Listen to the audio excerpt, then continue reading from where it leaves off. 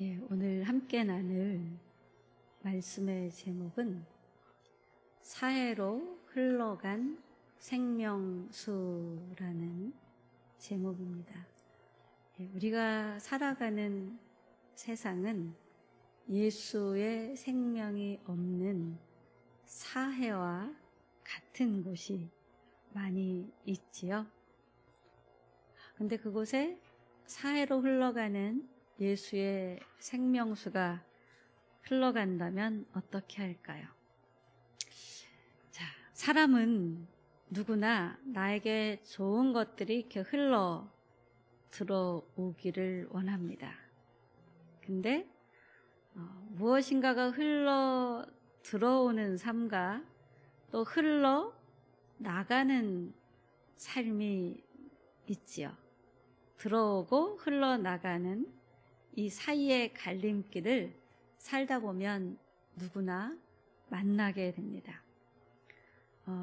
흘러 들어오는 것에 만족하기만 하는 사람, 그리고 흘려 내보내는 것을 별로 좋아하지 않는 그런 사람도 있죠.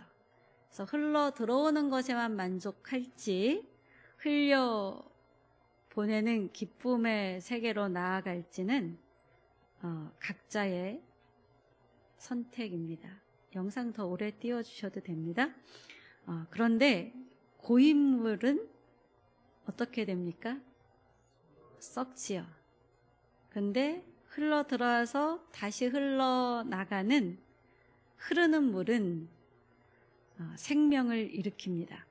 하나님을 사랑하고 또 갈망하면서 예배하는 사람들이 있고요. 그냥 습관적으로 예배하는 사람도 있는데 하나님이 이곳에서 나를 만나주기를 간절히 구하는 그런 마음으로 예배하는 사람에게는, 또 그런 사람이 있는 예배실에는 하나님의 생명이 임합니다.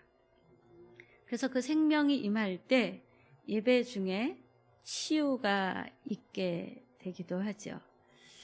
우리 김 집사님 얼굴이 처음보다 엄청 밝아지셨는데, 김 집사님이 하나님을 사모하는 마음, 갈망하는 마음, 성령을 받으려는 마음, 그런 마음 자세로 예배하고 그런 마음 자세로 성경 읽고 기도를 하다 보면 이 하나님의 이 생명의 은혜가 들어가서 그렇게 변화가 오게 되는 것입니다. 예배의 완성은 그런데 이 치유나 어떤 내 마음에 기쁨이 일어났다 이것이 아니고요. 내가 받은 하나님의 은혜, 내가 받은 하나님의 말씀을 세상에 흘려보낼 때 더 큰 생명의 역사가 일어납니다. 오늘 본문은 산돌로 세워지는 공동체를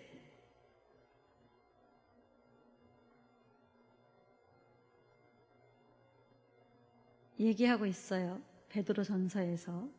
그리고 에스겔서에서는 성전에서 흘러가는 생명수를 선포합니다. 이 산돌로 세워지는 공동체나 성전에서 흘러가는 생명수 둘 다 하나님의 생명의 임재로 채워진 교회는 세상을 살린다는 한 방향의 메시지를 담고 있습니다. 우리 베드로전서 2장 4절을 보면은요, 사람에게는 버림바가 되었으나 하나님께는 택하심을 입은 보배로우신 산돌 예수께 나아가라고 하죠. 나아가, 이 나아간다, 예수께 나아간다라는 이 단어는 능동적이고 적극적이고 지속적으로 예수님께 나아가는 거예요. 주일날 예배 시간에 교회에 왔다 정도가 아니라 내가 하루 24시간을 살아가는 삶 속에서 늘 하나님을 인식하면서 능동적으로, 적극적으로, 지속적으로 하나님께 나아가는, 예수 그리스도께 나아가는, 예수 그리스도를 인식하며 예수님이라면 어떻게 하실까를 생각하며 하나님의 은혜를 구하며 그 자리에서 자기의 존재의 이유를 하나님 앞에서 찾는 그런 삶을 예수께 나아가. 근데 이 예수는 어떤 돌이에요? 살아있는 돌, 생명이 있는 돌, 그분께 나아가라고 합니다. 예배의 본질은 사람이 많은 것도 아니고요, 프로그램이 좋은 것도 아니고, 순서가 차질이 없게 흘러가는 것도 아니에요. 물론 차질 없게 흘러가면 좋죠. 우리가 대표기도나 이렇게 예배 순서가 바뀔 때 그 바뀌는 순서를 맡은 사람은 미리 한 3초 전쯤 딱 그 자리에서 준비가 되고 있어야지 바로 딱 스타트가 되죠. 누가 기도하시겠습니다. 그러면 그제서 막 나오려고 준비하면 오래 걸리잖아요. 또 뭐 다음 순서를 맡은 사람도 또 그렇지요. 제가 설교를 하다가 저희는 사회자가 따로 없어서 내려가는 일이 없는데, 사회자가 따로 있으면 내려가야 되잖아요. 사회자는 미리 와서 준비하고 있다가 딱 내려가는 순간 딱 대치가 돼야 되고, 또 사회자가 있을 때 제가 올라올 때도 미리 제가 준비하고 있다가 딱 대치가 돼야 되는, 이렇게 순서에 빈틈이 없는 것도 중요하긴 하지만, 그러나 예배의 본질이 그 순서에 있는 것도 아니고, 음악이나 어떤 분위기에 있는 것도 아니고, 매끄러운 진행에 있는 것도 아니고, 예배자들이 예수께 나아가는 마음에 있습니다. 우리가 왜 순서를 빈틈없이 하려고 하고 매끄러운 진행을 하려고 하냐 하면, 예배에 오직 집중하도록, 하나님 아버지께 집중하도록 그러는 거죠. 그게 집중이 안 되면 왜 저러지? 막 이런 생각이 들면서 집중이 안 되잖아요. 오직 하나님 아버지를 갈망하는, 하나님의 은혜를 갈망하는, 하나님의 사랑을 갈망하고 말씀을 갈망하는 마음으로 나오는 자들에게 하나님이 하나님의 생명의 은혜를 주십니다. 그 상처가 있느냐, 실패했느냐, 흔들리느냐, 우리 그럴 때 많잖아요. 교회 다니면서 나 목사님한테 상처받았어요. 이런 순간 없으시겠어요? 또 어때요? 믿음이 막 흔들려요. 이런 어려운 일이 생기니까 흔들흔들합니다. 그래도 상관이 없어요. 상처가 있든 실패했든 흔들리든 하나님의 은혜가 나는 필요해 라고 여기면 돼요. 하나님의 은혜가 필요해서 하나님의 긍휼을 구하며 하나님께 찾아 나오는 자의 자리, 그 자리가 곧 예배의 자리고, 그 자리에 예수님이 오시고 생명의 은혜가 오고 말씀이 오고 성령의 임재가 있다라는 거죠. 그렇게 예수님 앞에 그런 마음으로 나아갈수록 무너진 인생이 다시 일어서게 되고, 내 앞에 닫힌 문과 같은 그 문이 열려 길이 생기게 되고, 메마른 영혼에는 생기가 불어 넣어지게 되죠. 예배는 세상을 향한 우리의 시선이 다시 하나님을 향한, 예수님을 향한, 성령님을 향한 시선으로 바뀌어지는 겁니다. 이 바뀌고자 하는 마음으로 와서 앉아 있어야 되는데, 세상을 향한 마음으로 와서 그 문제 해결해 주세요, 이게 아니라는 거예요. 오직 하나님의 은혜가 필요해요는 중요하지만, 그 하나님의 은혜가 필요한 자는 지금 뭐 하죠? 하나님 앞에 나오면 하나님께 고정돼야죠. 내 방식으로 문제 해결해 주세요가 아니라 하나님의 방식으로 문제가 해결되려면 하나님을 향해야 됩니다.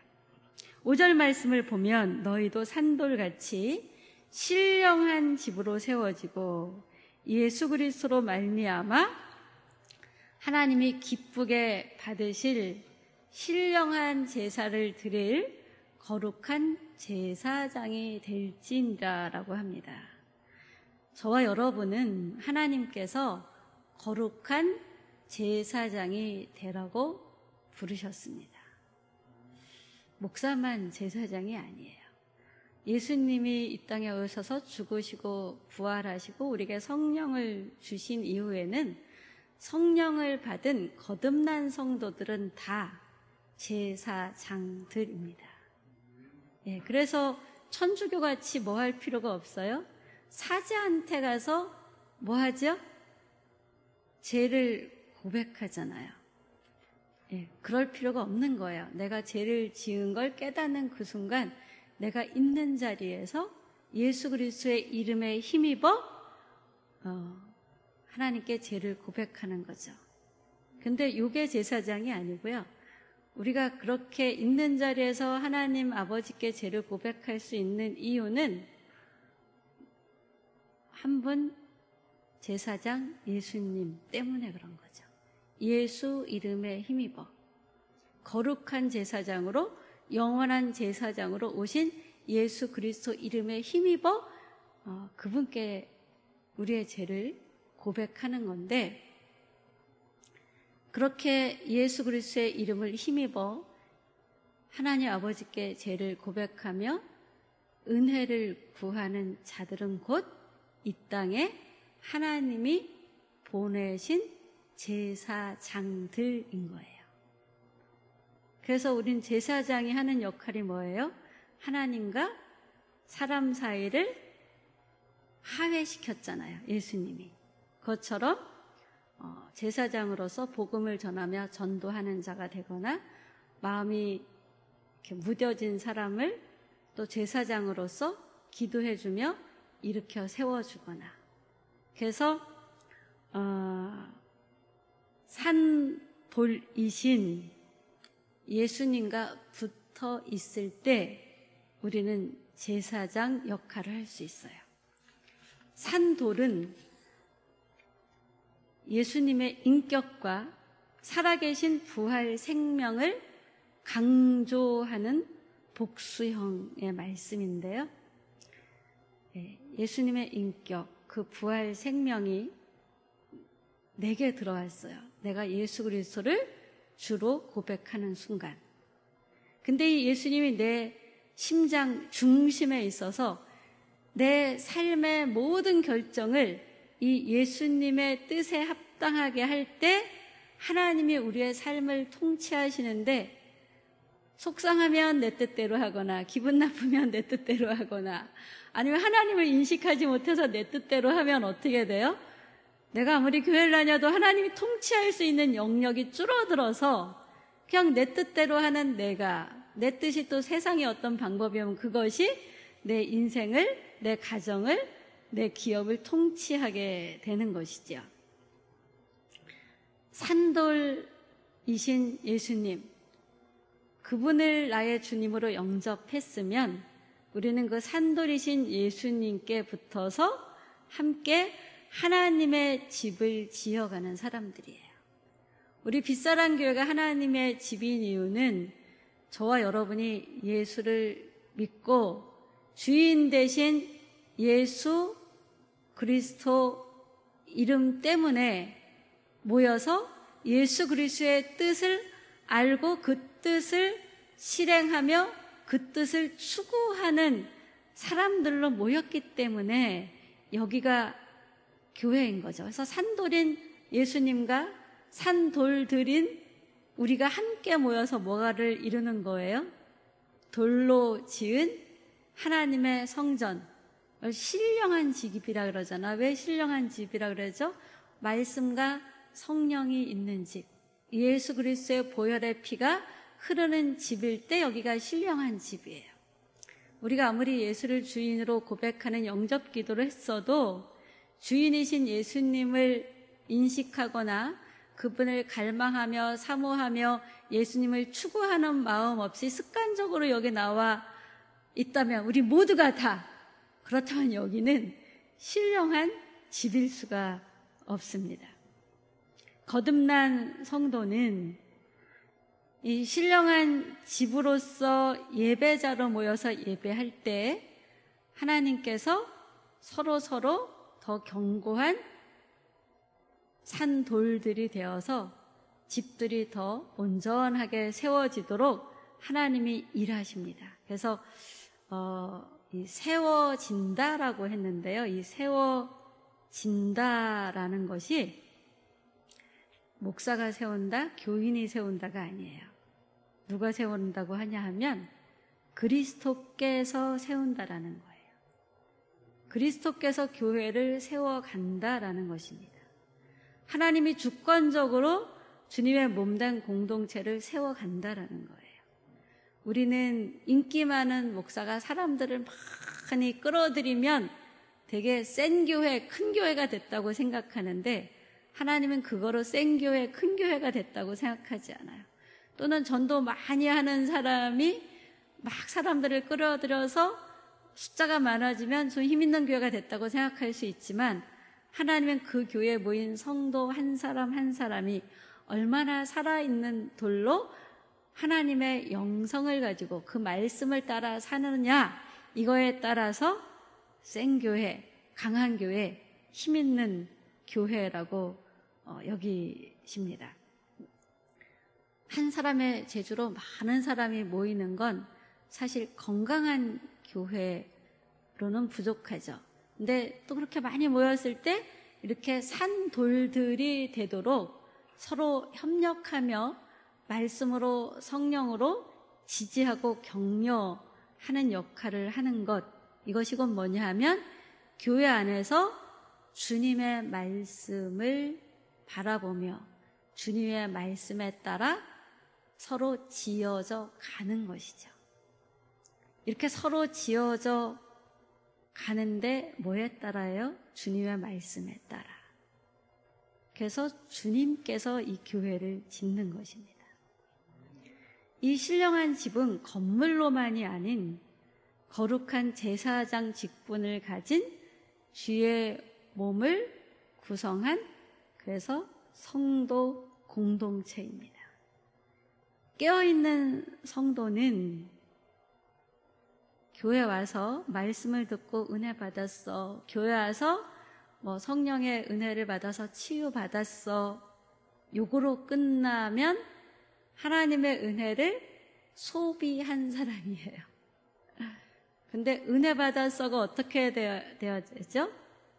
하나님을 찬양하고 영광을 돌리고 하나님이 이런 분이야. 이렇게 하나님을 찾아왔을 때 하나님은 은혜 주시는 분이야. 이렇게 하나님을 사랑하고 갈망할 때 내가 너무너무 약해서 하나님의 도움을 청할 때 하나님이 도와주시는 분이야.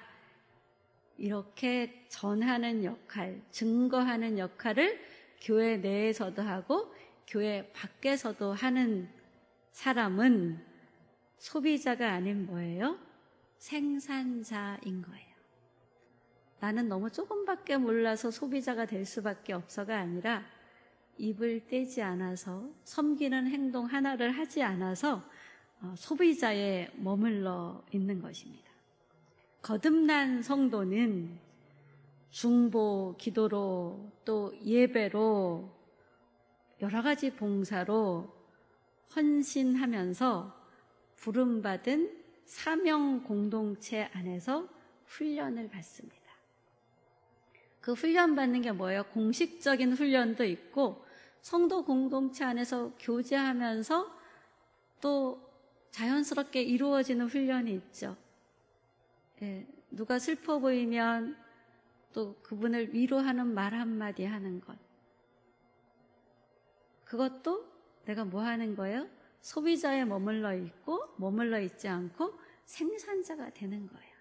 내가 말한 위로의 말이 정말 그 사람의 위로가 되었다면 생산자가 된 것인데 내가 건넨 위로의 말이 그 사람에게 상처를 주었으면 동기는 순전했는데 결과가 뭐예요? 아니에요. 그러면 아직 너무너무 미숙해서 생산자로 아이들이 뭐 그냥 막 만들려고 그러는데 엄마 도와줘서 막 만들려고 그러는데 어떻게 돼요? 다 망가뜨리잖아요. 옛날에 만두 만들고 송편 만들 때 보면 다 망가뜨리잖아요. 그렇죠? 그러면 잘 만드는 누나가 뭐라 그래요? 너 하지 마! 이렇게 되죠. 근데 망가뜨리는 과정도 겪어가면서 어떻게 돼요? 망가뜨리지 않기 때문에 실패를 두려워하지 말고 하나님께 기도하며 우리가 중보로, 예배로, 헌신으로, 위로와 격려로 함께 지어져 가는 것이 필요하지요.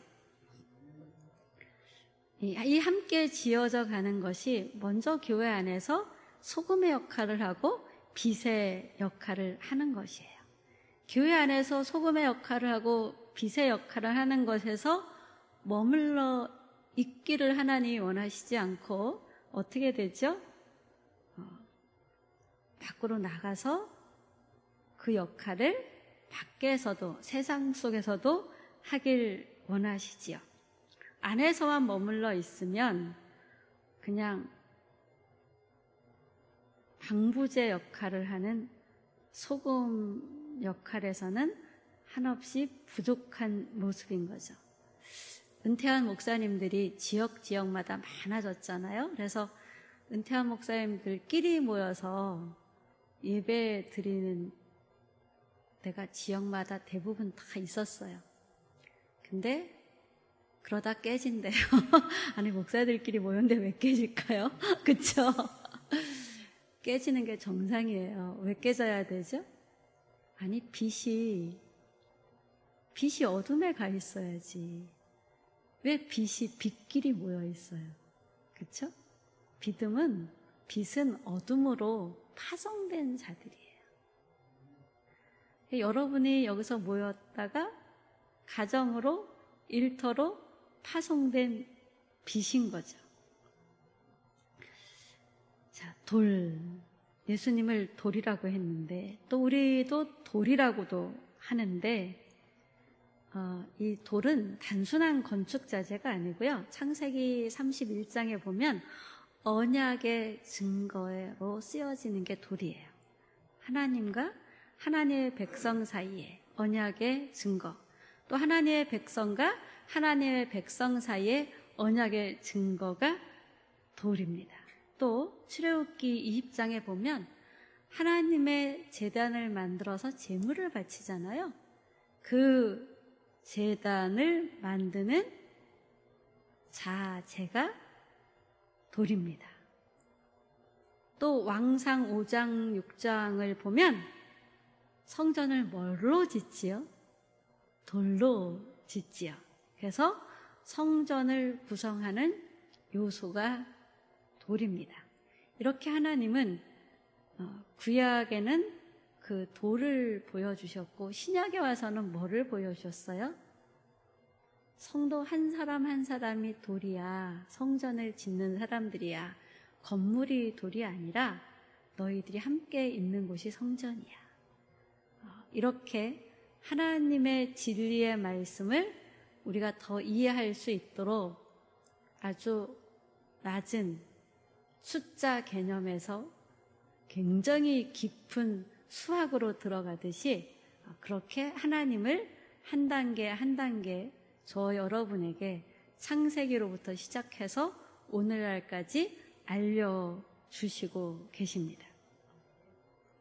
신약에서 예수가 모퉁이돌이라고 하죠. 이 모퉁이돌은 기초석이라는 의미도 가지고 있습니다. 이 기초석은요, 구조 전체를 연결하는 돌이에요. 또 모퉁이돌은 방향을 결정하는 돌이죠. 예수 그리스도는 교회의 정체성과 교회의 방향을 결정하는 기준입니다. 근데 목사 말을 주로 따른다라는 것은 왜 그렇죠? 목사가 주로 기도하면서 하나님의 뜻에 맞게 교회를 운영하려고 하니까 목사 말을 따르는 건데 목사가 어느 날 정신이 이상해져서 하나님의 말씀의 기준을 따르지 않고 그 방을 따르지 않으면 어떻게 해야 돼요, 여러분? 그 목사 말을 무조건 들어야 됩니까? 아니에요. 조용히 오셔서 기도 충분히 하시고 조용히 오셔서 얘기해야 되죠. 목사님, 말씀은 이러이러한데 목사님이 이렇게 하는 건 좀 말씀하고 어긋나는 게 아닐까 우려가 됩니다. 그러면 또 목사가 정말 어긋났는지 살펴보면서 같이 의논하면서 말씀에 맞게 가야 되는 것이죠. 교회도 그렇고 여러분 한 사람 한 사람의 인생과 여러분의 가정과 기업도 마찬가지예요.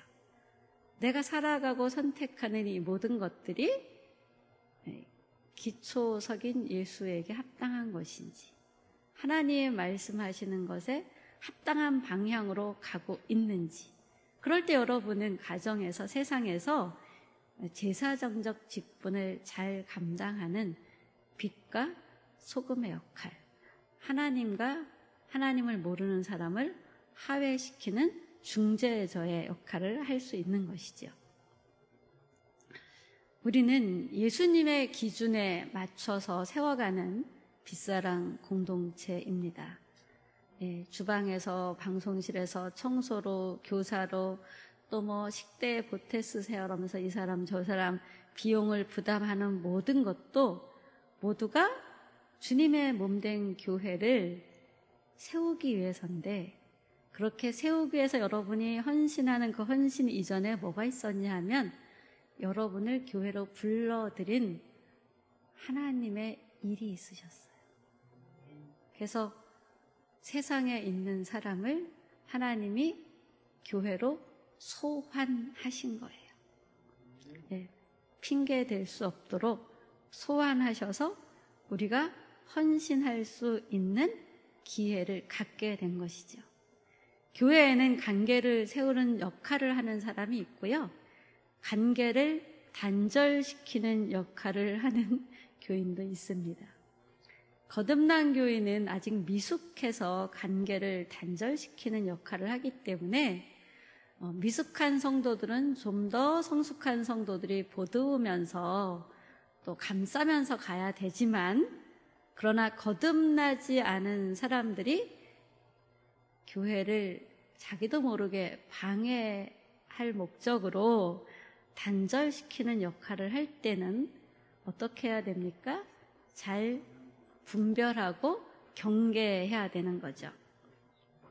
성전에서 흘러나오는 이 생명수가 에스겔서 47장에 나오는데요, 물이 문지방 밑에서 흘러나오기 시작해서 어디로 흘러가죠? 동으로 흐르다가 또 남으로 꺾어졌다라고도 말하는데요, 이 물이 흘러가는 곳마다 생명이 살 수 없는 죽은 땅이, 이 물에는 뭐가 있습니까? 생명이 있죠. 지구가 우리가 살 수 있는 이유는 물이 있기 때문이에요. 그래서 물이 있는 행성이 있다면 거긴 생명이 있을 수 있는 거죠. 그래서 물이 흘러가는 곳마다 생명이 살아나고 병든 것이 치유되는 역사가 일어나는데, 이 예루살렘 성전의 동쪽은 뭐가 있는 곳이냐면 죽음의 상징이 있는 곳입니다. 하나님의 심판의 상징, 소돔과 고모라가 있는 곳이 예루살렘 동쪽이에요. 소돔과 고모라가 하나님의 심판으로 멸망당한 그곳이 곧 뭐예요? 사해예요. 사해. 바닷물이 너무 짜서 생명이 살 수 없는 사해. 근데 그 사해의 특징이 뭡니까? 고인물이라는 특징입니다. 물이 들어오긴 하지만 나가는 것은 없는. 그래서 염도가 너무너무 극단적으로 세서 거긴 어떤 생명도 살 수 없는. 근데 그곳으로 생명이 흘러간다. 죽은 땅으로 생명이 흘러간다. 그래서 어떻게 된다고 합니까? 모든 것이 살아난다라고 하죠. 치유가 일어난다라고 하죠. 여러분, 정말 저와 여러분에게 필요한 것이 뭡니까? 이 생명수의 은혜입니다. 생명수강이 우리 교회에 흘러 넘치고 또 여러분 가정에, 여러분 기업에 흘러 넘치는 역할을 하도록 하나님이 여러분을 이 교회에 소환하신 거예요. 우리 교회의 예배 시간에 성령의 임재가 있어요. 그래서 저 그 교회에서 조금 기도했는데 방언받았어요. 이러는 분들도 있거든요.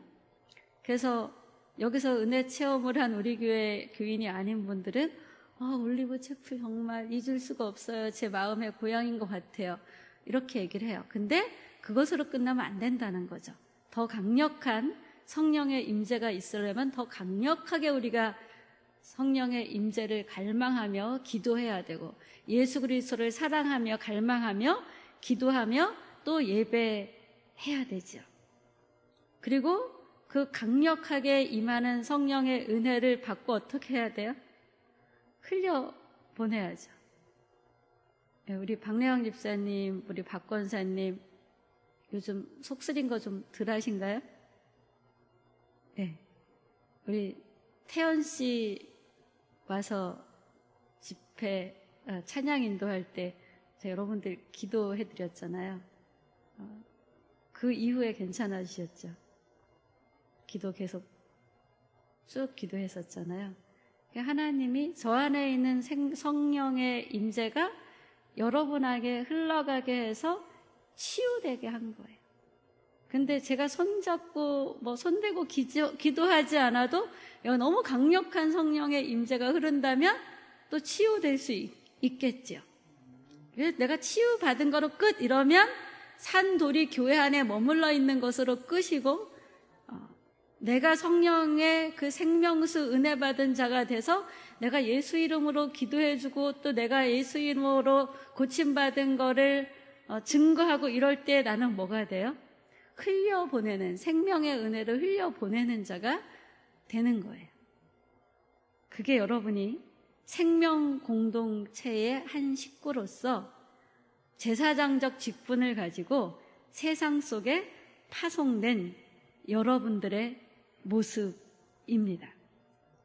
그래서 파송된 역할을 잘 감당하다 보면 오늘 우리 12월 14일 지인들 초청해서 같이 예배 드리자 그랬는데 초청돼서 오는 분들도 있을 거고 못 초청하신 분들도 있을 텐데, 제일 오늘 첫째 목적은 여러분이 그 예배 속에서 하나님의 사랑과 은혜를 갈명하며, 비록 딴 사람들이 노래를 부르지만 그 찬양에 같이 마음을 맞춰서 그 가사가 고백이 되고 또 같은 찬양을 하는 마음이 될 때 은혜가 흐르겠지요.